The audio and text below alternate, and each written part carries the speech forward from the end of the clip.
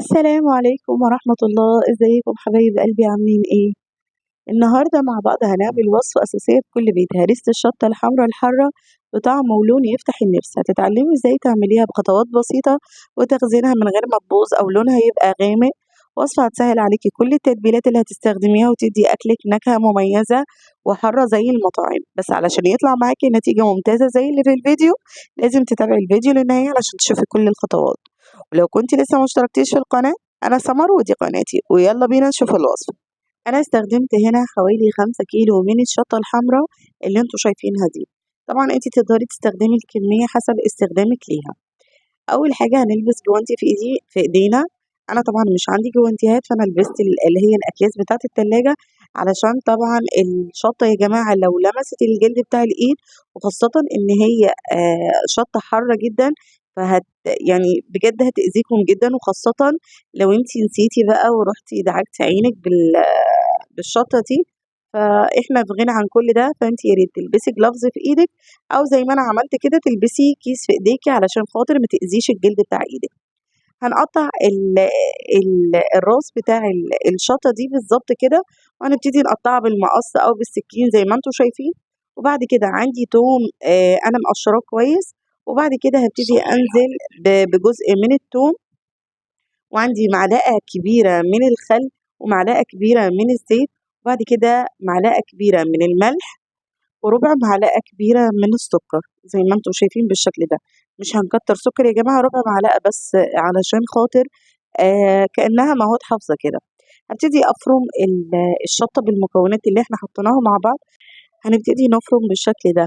لو انتي مش حابة البذر اللي موجود داخل الشطة، تقدري تفتحي الفلفل كده وتطلعي منه البذر، ولكن انا طحنتها بالفلفل يعني بالبذر. بصراحة الامر مشق جدا ان انا اخرج كل البذر الابيض اللي موجود جواه. هنفرم زي ما انتم شايفين كده، هنبتدي نقلب حواليها كده. انا عايزة افرمها ناعم جدا، وبعد كده ابتدي اخلص الفرم ده كويس، واخلص الكميه اللي كل الموجوده اللي معايا. شايفين كده لدرجه ان هي نزلت ميه منها، وده المطلوب لان احنا طبعا هنحطها على البوتاجاز علشان تشرب كل السوائل اللي موجوده فيها علشان تفضل معايا لفتره اطول من غير ما تبوظ. هنزل بيها بقى في حله، علشان زي ما احنا قلنا ان احنا هنحطها على البوتاجاز. بعد كده هحط كميه تاني من الشطه في الكبه، زي ما انتم شايفين كمية كده باملة الكبة كويس جدا، وبحط شوية من التوم، وربع معلقة صغيرة من السكر، ومعلقة كبيرة من الملح، وطبعا معلقة كبيرة من الخل، ومعلقة كبيرة من الزيت. كل المواد دي بتحافظ على الشطة ان هي تقعد فترة اطول معاكي في التلاجة من غير ما تبوظ. افرمي كده كويس جدا زي ما انت شايفة في الكبة، ونعمي الفرم بتاع الشطة كويس جدا. الوصفة دي حلوة جدًا يا جماعة، تقدروا تستخدموها لكل التتبيلات اللي أنتِ بتستخدميها، يعني هتستخدميها للمحشي، تستخدميها حتى في الطبيخ العادي بتاعِك ممكن تستخدميها عادي ليه، في الدمعة، في أي وصفة تقدري تدخّلي فيها هريسة الشطة. وطبعًا إحنا علشان نشتري هريسة الشطة بتبقى يعني في علبة صغيرة وبأسعار عالية، أنا عملت يعني أنا جِبت 5 كيلو شطة ب50 جنيه، يعني كان الكيلو واقع عليَّ ب10 جنيه، فمش كمية وهتقعد معايا، يعني الكمية اللي أنا عملتها دي تقعد معايا سنة وأكتر. طبعًا رفعتها على النار وخليتها لغاية ما شربت كل السوايل الموجودة، والخطوة دي بتحافظ عليها إن هي تقعد معايا أطول فترة ممكنة. عندي بقى الهريسة دي بقى تقدري تستخدميها لتتبيلة السمك، وكمان لتتبيلة الحواوشي، وتقدري تستخدميها كمان لمّا تعملي الفول تحطي منها معلقة صغيرة للناس اللي بتحب الحاجة الحراقة، بجد رهيبة. أنا عندي هنا ميكس بقى ما بين الشطة الخضرا والحمرا، وابتدي أقطعها زي ما انتم شايفين بالشكل ده، وبعد كده هنزل عليها بنفس المكونات، بس المرة دي الخلطة دي أنا هضيف لها بقى توابل. أنا حطيت طبعا معلقة كبيرة من الملح، وربع معلقة صغيرة من السكر، ومعلقة كبيرة من الخل، ومعلقة كبيرة من الزيت. بعد كده هانزل بالتوابل، عندي معلقة كبيرة من البابريكا المدخنة، وعندي معلقة صغيرة من الكزبرة، معلقة كبيرة من الكزبرة الناشفة، ومعلقة كبيرة من الكمون، وابتدي أفرم الكمية دي كلها معايا. زي ما قُلت الخلطة دي تقدري تستخدميها للسمك وللحواوشي وللفول، تقدري تستخدميها في كذا وصفة بس بجد طعمها رهيب جدًا. الخلطة دي هي الوحيدة اللي أنا باستخدم فيها التوابل، يعني بتبقى جاهزة معايا على الاستخدام على طول.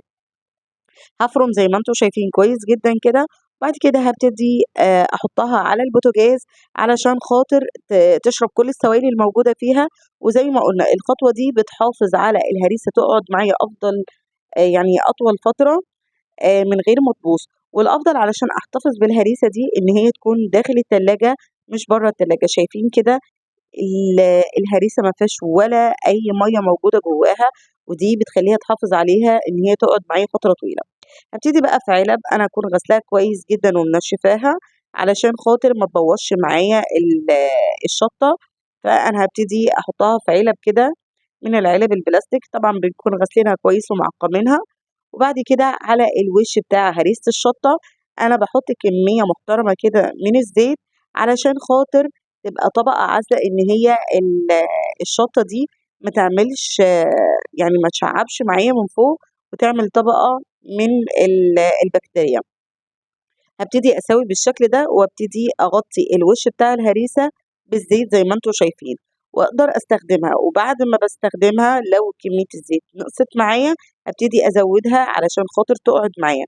الزيت اللي أنا باحطه ده بيحافظ معايا على إنها تفضل يعني تفضل محتفظة بالصلاحية بتاعتها. طبعًا إحنا مش مستخدمين أي مواد حافظة، فالزيت بيحافظ عليها إن هي تقعد فترة طويلة. هابتدي هنا بقى أعبيها في أكياس تلاجة. طبعًا تقدري تقسّميها على كذا كيس، وطبعًا هاجيب دبوس زي ما أنتم شايفين وأطلّع فراغات الهوا الموجودة داخل الكيس علشان يعني ما تاخدش معايا مكان في التلاجة. طبعًا أنا هاعبّي الهريسة دي وأحطها في الفريزر، يعني اللي أنا مش هاستخدمه هاحطها في الفريزر علشان تقعد معايا فترة طويلة، زي ما أنتم شايفين كده. وباسويها وأدخّلها بالصينية بالشكل ده في الفريزر، وبعد كده باحط الأكياس فوق بعضها بعد ما بتتماسك كويس في الفريزر. طبعًا أنا خلّصت كل الكمية الموجودة اللي معايا. أنا اللي في العلب ده خلّيتها في التلاجة من تحت علشان هاستخدمها، واللي في الأكياس دي دخّلتها في الفريزر، وقُلنا الكمية دي تقعد معاكِ أكتر من سَنة. طبعًا لو كنتِ وصلتِ بقى معايا لنهاية الفيديو ما تنسيش اللايك والشير والاشتراك في القناة وتفعيل زر الجرس علشان توصلِك كل الوصفات الجديدة. وطبعًا ما ننساش الدعاء لأهلنا في غزة، يا رب ينصرهم نصرًا يتعجب منه أهل السماوات والأرض.